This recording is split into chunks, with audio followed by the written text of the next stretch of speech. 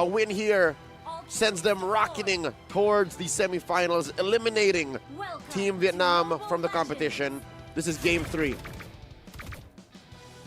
Looking at the movements here, and yes, no shenanigans happening so far. I wonder if Team Vietnam want to try to get some kind of advantage, but this is a high-loss Jushin. Probably not a good idea to trade because in terms of healing, it's more effective at level 2. At least you can do it just a bit more safely.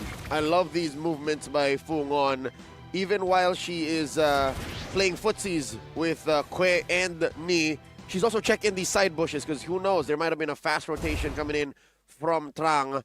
Speaking of which, Trang just silently working on her side of the jungle, while Myanmar all the more proactive, crossing the river just a little bit, then going back to business. Coco now just farming up as safely as possible. And honestly, looking at the draft here, Team Myanmar should have a very good draft to contest for basically all the turtles. Because I feel like for Team Vietnam, if they go in, there's a big chance that they will get punished here. Because Team Vietnam, they're more of a reactive kind of draft, which is weird considering that they have the Kalia. And now I know why they pick up the Akai. To prevent this Kalia from getting any catch. That's one way to look at it. Yep. But also, it's possible to be a proactive way to just ruin the May here using that Revitalize. Kwe unable to capitalize. A lot of damage coming in from Ni. But here comes Coco. If you position that... Heavy spin. No, the headbutt into the heavy spin properly, you could punish one. It's also very pick-off centric if you look at it right. Yep. It's all about perspective. Speaking of, the turtle will spawn. In terms of the gold's really not all that different. Trying to get damage onto Pungong. Jumping in. Mei is there. Kwe having to flicker out of there. Oh, she pulled the curtain call. Yep. I get it. And look at this. Because of that, Myanmar just gets a free turtle. I feel like they got a free turtle anyways, having high loss Akai as well as Jushin. There's nothing much, especially as a Suyo, that you can really do. Like, I feel like you can get it, but you will die. And at this point, again, it's really not worth it. So the question is, where do they capitalize? Is Tiriko getting the right amount of space, and is she using it so that she hits a power spike before Chow comes online? Because that's the only combo they're holding out for. Vietnam wants to get to the 10, 11, 12-minute mark where Kwe plus Chow equals 1 or 2 deaths from Myanmar. Hold on. Tiriko is there. Zaman Force used. It looks like the Tsunami Slam is used just to get away, but Kwe is still in the fray. Tiriko tries to get a kill. Unable to. Final Slash gets 3. Quite a lot of damage, and An gets first blood onto Tiriko. A double for An. And now nowhere to use the Vengeance. Strong as well as me is there to protect. A good start here by Team Vietnam. A little brazen by Tiriko. If there was one thing I'd like to point out is the fact that she refused, LaFell I say now, she refused with a capital R to press the Purify. The first time it was impressive, like, ooh, look at the discipline, look at how confident this Harriet is that she's not gonna hit it. But after the last Insanity, rather, after the Final Slash, she should have pressed it. I wonder why she didn't. Maybe she's like, wait, what just happened? Right? What did Arlie just so happen to beat her? She just could not process it fast enough. On with that Vengeance, tries to stay alive. She does! And able to. Coco is there, trying to get away, but against 4 members of Team Myanmar, Coco secures the kill. So back to the speculation as to why she didn't. I don't think that's it. We've seen so... It was a longer sequence. There was at least like 2 or 3 seconds before she could have said, yeah, I'm gonna Purify. So that's what I'm saying. It's a good start for Team Myanmar. Very powerful and decisive rotations. Can Tiriko make the right calls to take advantage of that? And here's the thing. Chow is very gankable because she's using a flicker. A flicker 1, but look at the emblem. It's a war cry. It's not a sustain kind of set, you know? Yep. Not going for all in. Yeah, not going for that quantum charge. You know, you're not healing based on, you know, every few seconds. So you could get favorable trades, and she's not going to be healing unless she uses the regen. Yep. Weirdly enough, it's not even one of those marksman emblems. Yeah. That enhance your attack, basic attacks. So it's all in on damage. Yeah. Vietnam putting their heart on their sleeve. Crimson Beacon by Fu Ngon. I wonder what forced her to commit. Oh, traction pulse used by me as well. He just clearing away. Down bot. Chow is playing very safely because she knows this is not a carry that can survive on, taking way too much damage from Mon. Mon tries to get a solo kill, and now able to flicker on, gets away. Kui is there.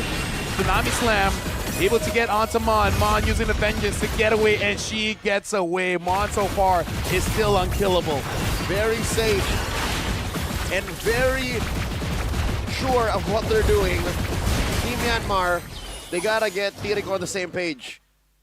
All 4 players are looking at Tiriko saying, you are the future of this lineup. If we don't get to a point where you are bullying Chow, then you better be prepared to get hit by Tsunami Slam. Well, look at this. Already switching lanes here. Chow is going up top, avoiding Tiriko here, using the Zaman Force, making sure that she confirms against the turret. But it's just going to be a trade. Vietnam is going to get one on top as well. I would say Vietnam is playing this quite well, making sure that Chow is basically off the map. No one keeps noticing her. That's right. Hide the Chow. Hide the Chow. And they're a step ahead. You saw how that trade happened much faster for Myanmar, yes, but Vietnam made the rotation first. Vietnam was the one who initiated the swap. Look at this. Chow actually has more gold here. Kui jumps forward, gets pulled back by Pungong. Tiriko takes a lot of damage and now uses the Purify to get away from the Tsunami Slam. And Mon is just zoning them away. All the while, Team Vietnam, they're having a very defensive position, and they're doing it very well. Atta girl. That is how Tiriko should have played that first sequence. Protect yourself, deny that kill. An coming in, vengeance on one. Still holding on that final slash. Gets jumped on by Coco. There's a final slash displacing May. Crimson Beacon. Coco gets the kill. Couple more stacks looking for that choke on Kui. That Kalia flickers on out. Myanmar spacing Vietnam away from the final turtle. And now we can see that Chow is just making her way down by, getting those minions. And Team Vietnam should try to stop Team Myanmar from protecting this, but looks like they're not able to. Mon is going to get there, but I think Chow is still, A-okay with that. I don't get a 30, but I still get a wave. It's all good. In terms of the goal lead, about 2,000 for Team Myanmar. And Trong is even giving the jungle over to Chow. Looking at the gold here, 4,600 to 4,500. Despite Team Vietnam being down, the goal lead is not all that different, the goal lead. Yep, the gold lead is actually spread out throughout the other lanes. Mon here bullying her opponent in the lane on almost a full 1,500 up. Just built the brute force breastplate. No truly defensive items here. Tiriko left for about a second there, able to push through tier 2. So this is a clear sign. There should be alarm bells ringing inside Chow's head saying, oh no, my real estate is shrinking. Space for me to farm on the map is getting scarce. I think they should start trying to look for pickoffs at about 10. I wonder if Chow will adjust the build just a little bit, and instead of going for a Demon Hunter, instead goes for a Prolific Gun. Because I feel like you just need that extra range. Because I feel like Mon can deal damage to you safely, same as Tiriko. And you got to be careful of Pungong. So I feel like having that Golden Staff as well as the Corrosion Scythe might be enough. Maybe it would be a better idea just to have more range with that Malefic Gun. I agree. Especially since for Team Myanmar, the only real tough targets are the Hylos and the Akai. And they're not the ones you want to kill. You actually want to go ahead and find Fungon, find Tiriko, and even Mon, go toe-to-toe with her. So I agree. Malefic Gun first, and then the Demon Hunter Sword, then maybe. So when she builds that gun, or whatever that third item is when they should start roaming around. Her and Kui, her and An, to try and find kills. Look at this. They're moving around. I don't know if they're really going to be contesting for this lore. It's going to be quite difficult unless An gets a good final slash. All the while, Chow, again, I kind of feel like the damage there. Kui finds Mon, and now Crimson Beacon used. Final slash onto 2. On is the first to get taken down by Tiriko, and then moving forward, trying to fall. Sees out to no one. Oh! And look at that. Look at that spin. Mon gets a kill onto Kui. Chow is still safe. Deep buying time, giving space. But looks like Team Vietnam has to concede this lord. Sakura got sandwiched. An could not even flicker out of that situation. Myanmar all still healthy. All on the board. 5 members clearing top, pushing on through mid, and checking these bushes, helping Coco secure the lord. Still, in terms of goal lead, Team Myanmar are definitely extending it, but Myanmar is you know, I feel like with this push, maybe they can get the tier 2 bot and maybe mid. Considering Team Vietnam, they don't have amazing wave clear except for Ni. And if they do really want to wave clear, I wonder if Team Myanmar will try to force it. I don't think they should, but you know, sometimes these situations you might. In this case, I think Myanmar should take it easy. They should take it slow because look at their lineup. They also have pretty bad wave clear. The this massive final slash feeding up Coco to Quay. Salmon Force dropped in by Tirico, and they understand that we lost one of our solid frontliners. We can't force this. That's what I'm saying. Folks, let me just say, we are watching the game at the same time as you. I'm not looking into the future. It just so happens that I got a good feel of how everyone is playing during the SEA Games. All in mid, looks like a Team Vietnam top and mid, able to get free farm, and down bot. Sooner or later, Trung will go there to protect the tier 2. And it looks like not a good Lord take by Team Myanmar because no real advantage that they got off of that Lord. Successful defense by Team Vietnam. Again, that was a 4,000, 5,000 gold lead. Yet still, they had that tier 1 that helped them fire back at Myanmar. And I think we're underplaying the fact that An scored a solid final slash. I would say that An is playing a good Arlet game. Oh yeah, a good Arlet game that coincides and synergizes with the defensive mindset Vietnam has now. That is what's important. If you have an Arlet that is super aggressive, sure, they might be good, but it might not be good for the team. Yeah. It might not be good for what the plan is. Now, the next step in this plan is, when do we switch gears? When do they become aggressive? Because we're approaching the 12-minute mark. Something I'm slightly worried here. I don't think Chow is going for any kind of penetration item here. Having the Demon Sword, so she does have the damage, so she might be going for more defensive here. Not entirely sure what is going to be the defensive item, though. RGM? Or do you want to go for Immortality early? I mean, I can see it. I can see it. I'd rather Rose Gold. Yeah, same. But I would rather Malefic Gun. But either or, you know, either or.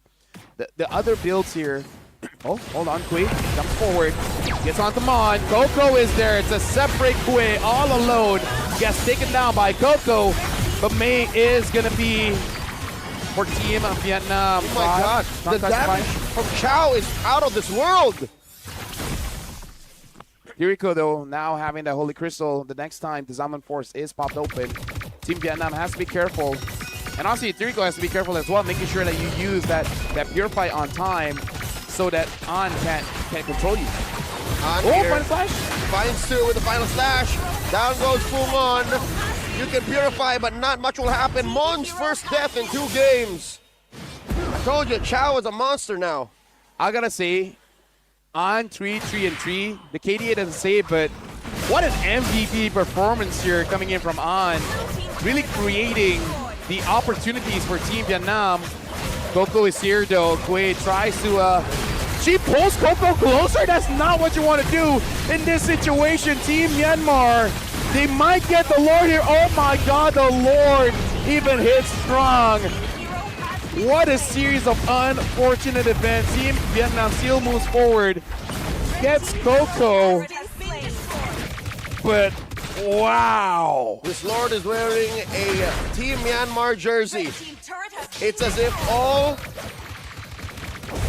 of what followed from that massive attack from the Lord aligned with what Myanmar wanted. Nothing is going to stop Chow from taking this turret. Team Myanmar struggling to defend. It comes more. May falls. Ni gets a stack on her Sky Piercer. And Quay still survives. Ladies and gentlemen, welcome to the SEA Games. If I can ever give a word of advice, you know, as someone who uses Kalia quite a bit, we're going up against a Akai, especially Akai jungle. Pull the Akai away from the Lord, not towards the Lord. I'm gonna enhance that even more. Any jungler you pick off, unless you can, you know, burst him or her down, pull him away. You know, pull him away, not towards the Lord. There you go. Malefic Gun. Nice to see that. On a Chow. What was happening prior to just May for the most part, or Mon, will now possibly happen to Tirico and Fungon as well. This is Vietnam's power spike. It's coming at 15 minutes. Yep. But I gotta say, Chow is having a much better game compared to Tirico, because the threats are real there. Now that Ni does have that Sky Piercer, at 50 minutes, I'm actually okay with that because she already has a good base damage. Just needs the execution. And now she can get it on, though. Gets hit by the CC, forces the flicker, but worth it. You don't want to deal with the CC that hits you with that sprint call. Yep. So this is one of the few times in the late game that Myanmar is actually going to be in control or have an advantage by forcing out An's flicker. So for the next 90 seconds, a minute and a half, Myanmar will not have to worry about a flicker final slash. So that's a 30-second window that the Lord will come up and Myanmar can try to burst it. But I don't think Vietnam will allow for that, especially since Chow is now online. An comes in. Yeah, but forces out a lot here. Oh, Kue is there. Coco a bit late with the heavy spin. Forces Chow to use the flicker. Chow is still relatively healthy. On goes and gets the final slash onto Mon. Chases him. Chow gets a kill onto Coco. Killing spree for Ni. Mi gets taken down. Team Vietnam, this is where they are online. Now, they finally get a gold advantage. This is where Team Myanmar sweat bullets. This is where they say, I thought we had the advantage. What went wrong? I'll tell you now, it's because Vietnam played the rope-a-dope. They feinted the fact that, oh, look, we have an honest final slash. What are you going to do about it? And then they lead hard into that. And I love how they angled Chow to be as if she was playing bait. She was showing herself closer to where the brush was and then forcing Myanmar to curve over to what Vietnam wants. Now here's Lord. Team Myanmar, now they got to defend. But more importantly, they got to find a way how to get off the Chow. Kuwait taking a lot of damage. Crimson Beacon gets a kill onto Kuwait. All alone is Mon using the Winter. But look at that. Mon gets taken down by Ni, but Trung is all alone.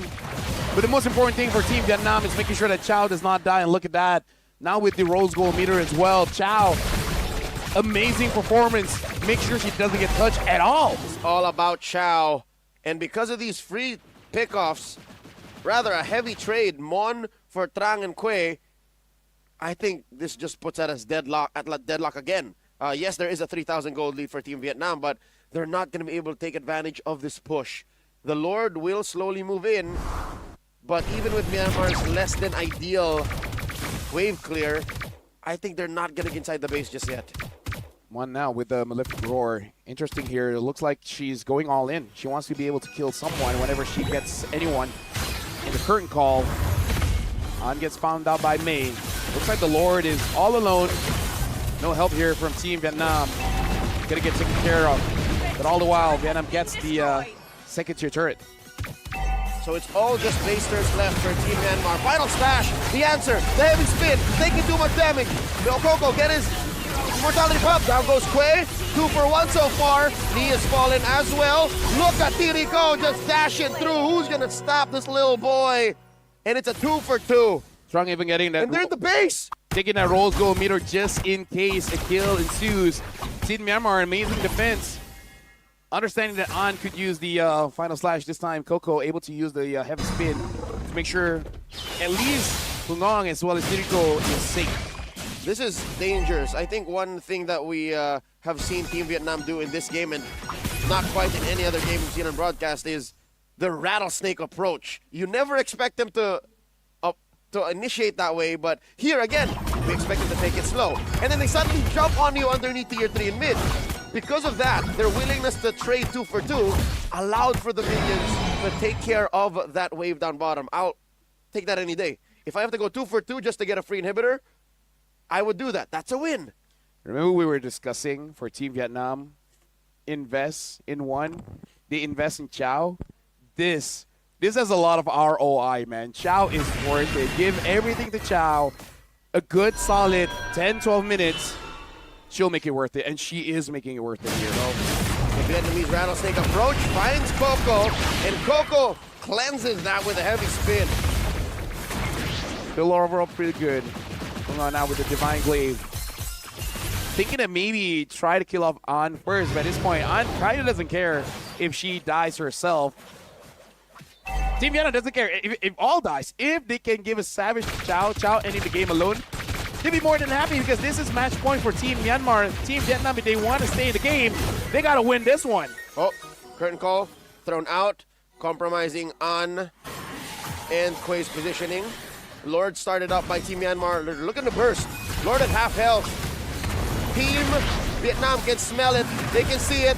They pull over May. May gets popped. And the Lord's still standing. Can they do it? Myanmar finishes the Lord. And now, that's another one down. 2 for free. Another kill fed over to Chow. LaFell was not worth it. 2 heroes for the Lord. If it's Vietnam, yes, honestly, it is worth it because getting those kills at 20 minutes of the game is going to be huge. Because look at this, they're pushing in mid. May and Mon is not there. Kuwait jumps in. Pulon taking a lot of damage, gets taken down by Knee. The minions are still there. Coco pushing them out. Wants to go on to Tiriko and now on to Coco. It might have been a mistake. Lord spawns. Team Vietnam has to go back. Huge mistake coming in from but now Traction Pulse gets a kill onto Coco. Tiriko 1v3. Zaman forces that trash. Almost gets taken down. Lord still healthy. Same as Knee. Kuwait flickers in. Gets a kill onto Tiriko. Not yet. Tiriko survives. Tiriko does it. And here comes May. There's a minion and the base is going to get cracked open. It's not over. Team Vietnam extends.